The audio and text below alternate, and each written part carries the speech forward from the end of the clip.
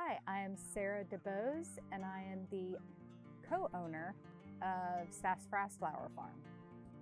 I was in healthcare for 17 years, and I started to volunteer on my days off about one day a week with a gentleman on the side of the road who was doing an urban farm. I loved it, and that went from one day a week to 2 days a week. 6 months later, we were kissing, and we got married 2 years later, and we started a second location of that farm. We decided to dabble in flowers, and the minute we tried it, we never looked back.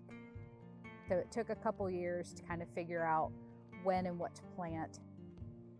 Once you can learn how to actually grow them, then it was the hard part, was to, okay, what flowers do designers actually want to buy? What do the weddings want? What does the customer at the farmer's market want? And they are very different things.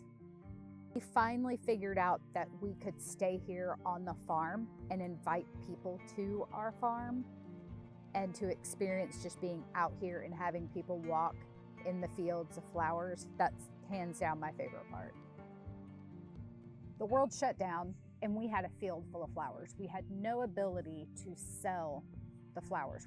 Our market shut down, no weddings were happening, and so we had a field full of flowers. So what we did was almost like we invited friends with their families to have personal sessions out in the field. Then we had multiple friends in the music industry who, just local bands, they couldn't even practice together.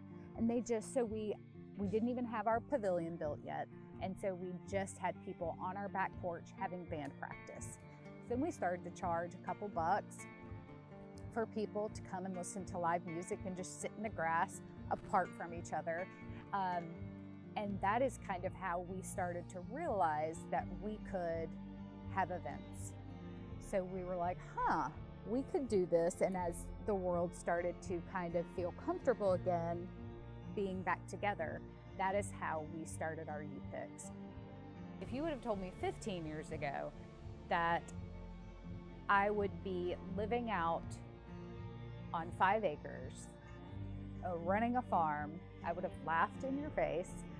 So just don't underestimate yourself and those little things that you think are silly little dreams, fun little hobbies, things that bring you small joy, whether it's volunteering at a local farm, whether it is whatever it is, just go for it.